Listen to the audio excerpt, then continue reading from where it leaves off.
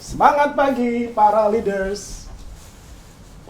Kembali kepada sesi-sesi yang ada dan kita sudah sampai kepada sesi yang keempat terkait dengan CSI 2020. Saya Yori Roy akan memimpin sesi kita kali ini, yaitu sesi 4 tentang Value, Result, and Relationship. Sebelum kita mulai sesi ini, izinkan saya untuk memimpin kita dalam doa. Saya akan memimpin secara Kristen. Mari kita berdoa. Terima kasih Tuhan Allah kami yang besar, yang membangkitkan pemimpin-pemimpin. Kami serahkan sesi yang keempat ini ke dalam tangan-Mu. Dalam waktu yang terbatas, kami percaya kami akan memperoleh pembekalan seperti yang Kau kehendaki, untuk kami siap melangkah menjadi pemimpin-pemimpin yang Kau kehendaki. Datanglah kerajaan-Mu, jadilah kehendak-Mu. Amin. Oke. Pertanyaannya adalah value, result, and relationship itu apa sih? Jadi kalau kita bicara mengenai result, relationship.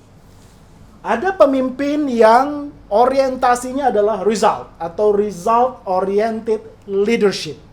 Di sisi lain ada pemimpin yang relationship-oriented leadership.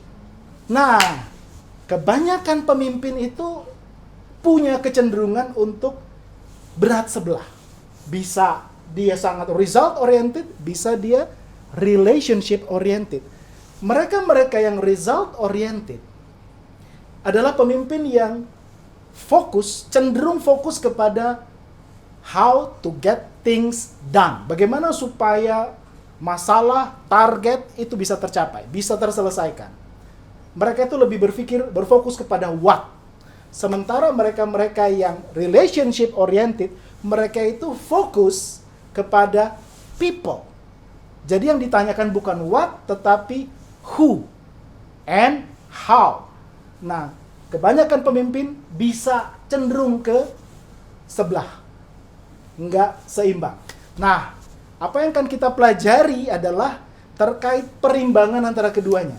Karena mereka yang memimpin berorientasi kepada result, motivasi utamanya adalah getting ahead.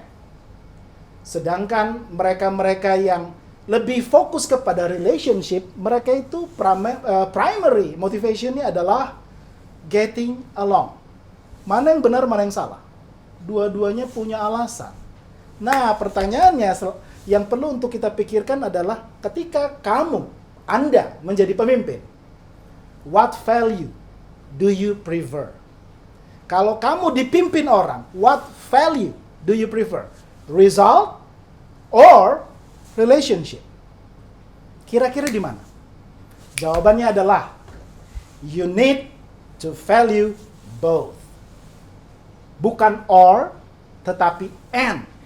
Result and relationship. Itu adalah kepemimpinan yang seimbang. Untuk jelasnya, mari kita akan saksikan video yang berikut ini. High performance leaders value results and relationships. Which way do you lean? Results or relationships? Most leaders have a bias towards one or the other. Do you know yours? Are you results driven, always thinking of the bottom line? Or are you a people person who gets things done through relationships? If you truly want to serve your people and give equal weight to results and relationships, the place to begin is by establishing expectations. When expectations are clear, people are set up for success, which by definition leads to greater results. You must produce if you are to stay in business. Your people need to be continually reminded what the expectations are. As the leader, your job is to either remind them or make sure someone else does. But don't forget the people part. Whether you are highly relational or not, your people need to know and feel that you care about them. If you create a culture of care, your people will thrive and results will be enhanced. Too often, performance-oriented leaders pursue results at all costs. High performers who are wise refuse to neglect making relational deposits. You'll be forced to manage the tension. The organization will have a tendency to lean the way you lean. Rare is the leader who naturally balances results and relationships. The best thing you can do is admit your bias to those you lead and ask for help in maintaining balance. You'll be tempted to fill your team with only those who are like-minded. Resist. resist, resist. Balance can be maintained, but only when leaders work hard to ensure the organization values both results and relationships. By establishing expectations, demonstrating care, and managing the tension, you position your team to deliver excellence while remembering they serve people. Never forget, high-performance leaders value results and relationships.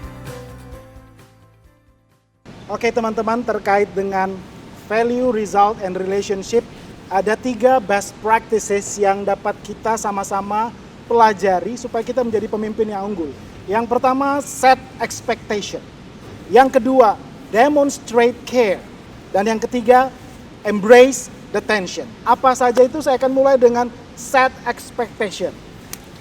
Jadi kalau bicara tentang, ini kita ada di lapangan basket, ada keranjang di situ ya. Itu bukan buat belanja, tapi untuk pemain basket memastikan bahwa mereka itu harus mencapai target. Ekspektasinya jelas, keranjang bola basket. Nah, terkait dengan bagaimana kita memimpin, kita harus set expectation yang jelas. Yang pertama, definable atau clear. Contohnya misalnya kita lagi mau dalam perjalanan. Perjalanan itu mau kemana? Misalnya Surabaya. Oke, Surabaya. Surabaya di mana? Tunjungan Plaza kah? Ke Gubeng kah? Kemana? Tandes kah? Jadi harus clear. Yang kedua, measurable. Kalau kita ke Surabaya jalan kaki, itu berapa lama? Bisa atau tidak? Kalau kita pakai motor, bisa atau tidak dan berapa lama? Kalau kita pakai mobil, kalau kita pakai pesawat, jadi ada measurable yang bisa memastikan, oh saya kalau jalan kaki sekian hari. Kemudian, attainable, bisa diraih. Saya modalnya cuma punya mobil. Bisa nggak saya misalnya bukan ke Surabaya, tapi ke Jayapura? Bisa diraih nggak? Attainable nggak? Padahal harusnya bukan cuma mobil, harus pesawat atau kapal laut. Attainable. Nah yang terakhir, personal. Ketika kita memimpin, kita harus pastikan kita punya ekspektasi itu dipahami oleh setiap personil. Si A punya target apa untuk meraih ini, si B punya target apa meraih ini, si C punya target apa. Jadi harus personil. Nah, ada beberapa tips untuk teman-teman ketika kita berbicara set expectation. Yang pertama, communicate through the process. Apa saja itu? Pertama, set benchmark. Apa yang menjadi tolok ukurnya? Kita harus tetapkan. Yang kedua, evaluate consistently. Nah, seringkali kita tidak melakukan evaluasi. Pencapaiannya sudah sampai di titik mana? Evaluasi perlu dilakukan secara konsisten. Yang ketiga, clarify regularly. Ada jadwal-jadwal kita mengclearkan kepada setiap tim. Mereka sudah sampai di mana? Nah, yang berikut adalah, yang kedua setelah communicate adalah talk with individuals. Apa saja itu? Pertama, have conversation with each member of your team. Jadi harus pastikan kita bukan cuma bicara secara kelompok, tapi each individual, each member, kita harus punya conversation. Yang kedua, make adjustment. Maksudnya seperti apa? Misalnya nih, ada satu target, si A, dia punya kapasitas pintar bicara. Si B, kapasitasnya adalah marketing. Nah, ketika kita menetapkan target, jangan yang ini menjadi marketing, yang ini jadi pembicara. Ya di switch aja, perlu ada adjustment yang dilakukan. Nah yang ketiga, document the conversation result. Kenapa penting? Karena seringkali ketika kita cuma ngobrol tanpa pencatatan, kita punya tim bisa bilang, kapan lu ngomong? Gue nggak pernah denger. Nah itu jadi masalah. Jadi perlu dokumentasi supaya ketika, emang lu pernah ngomong? Pernah, nih catatannya, ini MOM-nya, ini rekamannya. Itu yang perlu kita lakukan terkait dengan talk with individuals.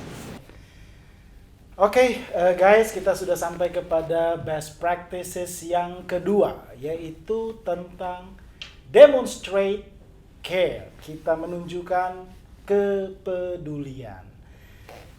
Satu hal yang pasti, siapapun kita, siapapun orang yang kita pimpin, ketika kita memimpin atau kita dipimpin, people need attention. Orang butuh perhatian. Bukan perhatian bukan ya, tapi ini bicara care, kepedulian. Dan terkait dengan hal ini, kalau kita bicara mengenai kepedulian, saya bisa ambil gambaran tanaman. Tanaman yang paling banyak di Indonesia itu adalah padi. Kalau teman-teman pernah lihat bagaimana orang menanam padi, dia bukan hanya menanam kemudian ujung-ujungnya dicuekin. Kalau dicuekin yang terjadi bisa ada hama tikus, ada hama wereng, udah mau panen pun ada burung-burung yang siap untuk memanen duluan.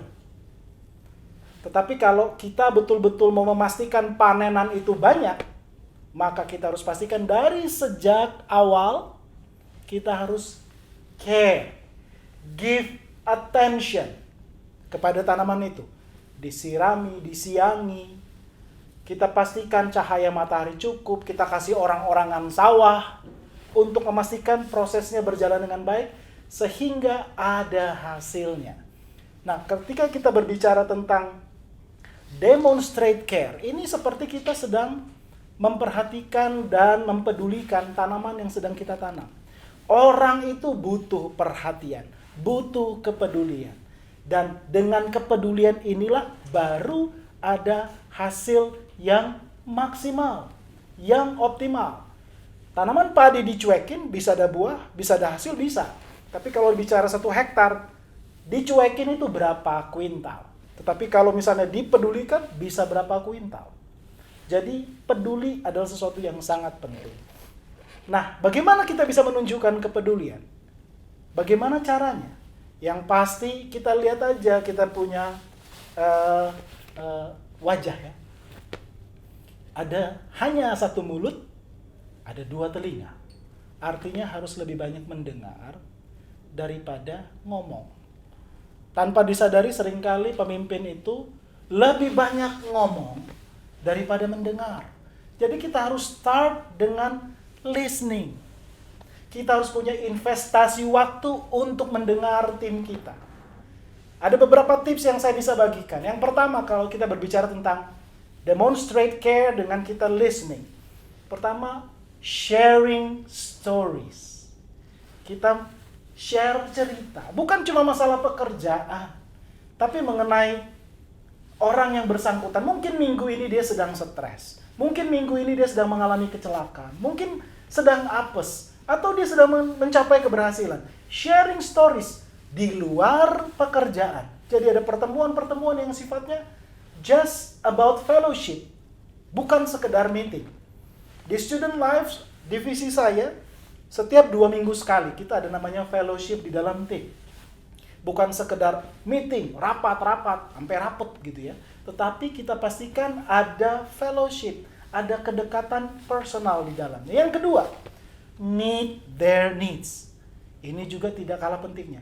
Cuma dengar-dengar kemudian, oh gue jadi tahu, abis itu kita omongin ke orang. No. Ketika kita tahu, what can I do for you? Apa yang bisa saya bantu? Meet their needs. Mungkin ada di dalam tim yang sedang membutuhkan bantuan finansial, bantuan kesehatan, bantuan relasi. Kita bisa bantu dalam kapasitas kita. Nggak perlu kita paksa atau memaksa diri, tapi meet their needs. Itu adalah sesuatu hal yang penting ketika kita memimpin. Yang ketiga, celebrate anniversaries and winnings. Jadi, setiap orang pasti ada saat-saatnya dia anniversaries. Ulang tahun, pernikahan, anaknya ulang tahun, anaknya menikah, atau orang tuanya ulang tahun. Anniversaries. Atau sekian bulan bersama-sama, pacaran, sudah 1 tahun pacaran. They want to celebrate. Kita sebagai pemimpin care. Kita juga sama-sama celebrate dalam happiness mereka. Dalam keberhasilan-keberhasilan mereka. Dan yang terakhir adalah sympathy to their grieving and loss. Jadi bukan cuma keberhasilan kita sama-sama bahagia, tetapi ketika mereka sedang kehilangan. Apakah orang yang dikasihi putus pacar, atau kehilangan dompet, kehilangan yang berharga, kunci mobil. ada kehilangan, ada kedukaan.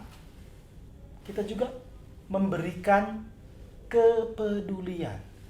Jadi kalau kita bicara demonstrate care, not only you talk, tapi you do. Listen to your team. Dengarkan anggota tim kita. Oke, teman-teman, kita masuk kepada best practices yang ketiga, yaitu embrace the tension.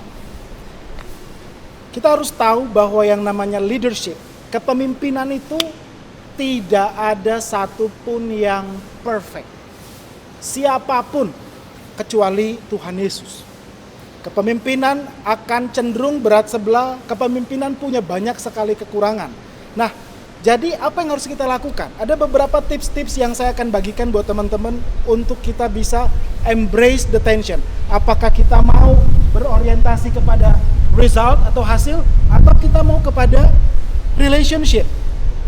Mari kita pastikan ada perimbangan kedua-duanya. Kita akan lihat sama-sama.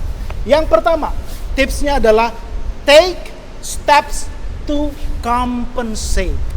Kalau kamu adalah tipikal orang yang akan memimpin tetapi result oriented, hasil, maka apa yang harus dilakukan? Pertama, have someone in your team that relationship oriented.